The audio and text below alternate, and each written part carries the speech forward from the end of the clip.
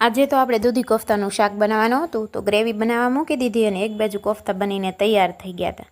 પછી ગ્રેવી કે હવે મારામાં દહીં નાખી દો નકર હું બળી જઈશ. ત્યાં તો આપણે દહીં નાખી દીધું ને સરસ મજાની ગ્રેવી બનવાનું ચાલુ થઈ ગયું છે. તો શાક બનવાનું તૈયાર થઈ ગયું અને શાક બનીને તૈયાર પણ થઈ ગયું.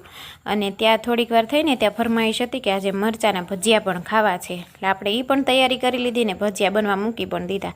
ત્યાં મારો મન કે બટેકાના ભજીયા બનાવજે તો મારે ખાવા છે. પછી અમારું મન બેસી ગયો જમવા, તો કે હું પહેલાં ખાઈશ, તો પલ કે હું પહેલાં ખાઈશ.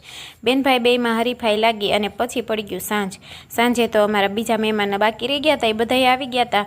એટલે ત્રણેય બેનભાઈ બધાય ચારેય જમવા બેસી ગયા અને હરીફાઈ આજે પાછી લાગી ગઈ કે કોણ જમવા પહેલાં બેસે ને કોણ પહેલાં જમી લે.